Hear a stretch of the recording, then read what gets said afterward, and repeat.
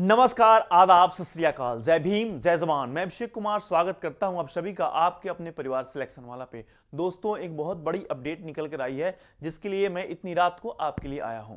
तो सबके लिए बहुत इंपॉर्टेंट होगा ये सेशन। देखिए एक बार और देखिए क्या होने वाला है, क्योंकि रेलवे अपने ही एक पुराने नोटिस से फंस सकता है।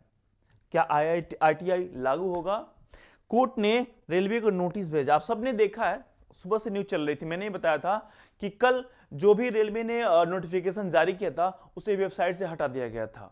और आज कोर्ट ने इसे एक्सेप्ट किया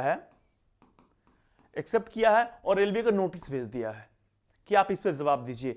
तो क्या है वो लीगल प्रोसीजर जिसमें रेलवे फंस सकता है, और ये इसमें दो काम हो सकते हैं, तो आईटीआई लागू होगा या फिर सीट्स की संख्या बढ़ाई जा सकती है। आइए देखिए, मैं पूरी जानकारी आपको दूंगा। हमारे साथ वीडियो में बने रहिए। छोटा सा वीडियो होगा लेकिन इन्फॉर्मेटिव्स होगा आपके लिए। आज रात 12 बजे से ही फॉर्म भरे जाएंगे, लेकिन देखिए उसके पहले क्या क्या हो सकता है, क्योंकि रेलवे ने एक और नोटिस अभी भी जारी किया है। आप आरआरबी के वेबसाइट पर जाकर देख सकते हैं। चलिए मैं शुरू करता हूं। मैं आपको बताया था कि 32,438 सीट्स आई थी, जिसमें 18 से 36 साल का एज था। एज में भी रिलैक्सेशन दिया गया है। तो ये सारी चीजें तो हो गई है। अब आइए बताते हैं कि क्या ये था ऑफिशियल नोटिफिकेशन जो आपका कल आया था। ठीक है, चलिए ये है नोटिस। आप देखिए कि 2018 और 2019 मार्च में ये आया हुआ है, और इसमें बताया गया है the minimum educational qualification for all future recruitment to be notified after 15/6/2000 यानी 15/6/2019 इन लेवल 1। यानी लेवल 1 के लिए 15/6/2019 के बाद जो भी वैकेंसी आएगी लेवल 1 के लिए, उसमें देखिए क्या लिखा गया है। Level 1 of the pay matrix in technical department, that is civil engineering, mechanical, electrical and signal and telecom department and category of railways will be 10th pass plus national apprentice on और ITI. यानी 2019 के बाद railway ने बोला था कि जो भी लेवल 1 के लिए वैकेंसीज आएंगी उसमें 10th पास प्लस आईटीआई होना चाहिए या आपके पास अप्रेंटिस होना चाहिए। यहां पे प्लस और नहीं, देखिए ध्यान दीजिएगा, यहां पे लिखा हुआ है कि 10th प्लस आईटीआई या अप्रेंटिस। अब जो वैकेंसीज आई हैं उसमें क्या किया गया आपके साथ, तो अब बोल दिया गया कि ये 10th हो या आईटीआई हो।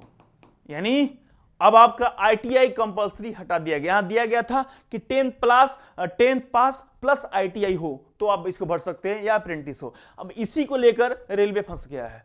अब यही सेम नोटिस को लेकर कोर्ट में केस हुआ है, और वो केस को आज एक्सेप्ट कर लिया गया। किसके द्वारा?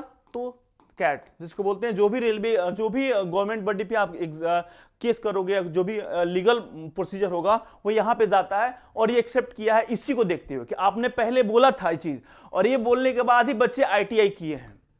अगर आपने बोला और उसके बाद बच्चे आईटीआई किए कि हाँ रेलवे ग्रुप डी हमारे लिए होगा, और आपने यहां से हटा दिया इसको सडनली बिना किसी नोटिस के, यानी कोई पहले आपने नोटिस नहीं दिया, जब आया तो एकदम से बच्चे ने देखा हाँ यहाँ 10th भी हो सकता है, आईटीआई भी हो सकता है, भीड़ बढ़ गई एकाएक। मैं ये नहीं बोल रहा हूं, लेकिन अब यहां पे देखिए रेलवे के पास दो ऑप्शन है, या तो आईटीआई लागू कर दो या टेक्निकल पोस्ट के लिए आईटीआई लागू करो और सीट की संख्या बढ़ाओ। अभी आपने जो 32,000 सीट लेकर आए हो, आपने देखा होगा कि सारे जगह पे इसके बहुत बड़े बड़े टीचर, बहुत बड़े बड़े सारे लोग इस पे ये कर रहे हैं कि 32,000 नहीं, आप हमें 1 लाख सीट दो, क्योंकि आपके पास 1 लाख वैकेंसीज है, आप कर सकते हो।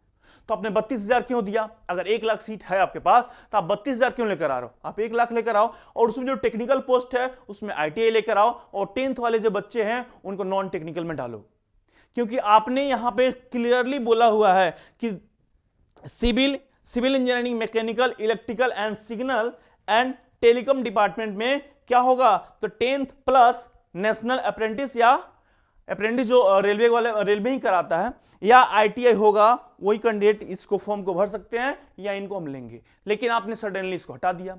अब इसी को लेकर ये लीगल था, एक तरीके से लीगल था, और किसी भी अगर कोई भी एग्जाम हो या कोई भी गवर्नमेंट का डिसीजन हो, अगर आप उसे कोर्ट में लेकर जाओगे, प्रोसीजर करना चाहोगे, तो सबसे पहला पड़ाव होता है कोर्ट उसको देखेगा क्या ये लीगल है, ये किसी भी तरीके से कोर्ट में रुक सकता है, आगे इस पे बढ़ा जा सकता है, और अगर कोर्ट ने उसे एक्सेप्ट कर लिया यानी उसमें कुछ ना कुछ जान है तो आज कोर्ट ने इसे एक्सेप्ट कर लिया है और अगला हेयरिंग कब है? तो 14 फरवरी को।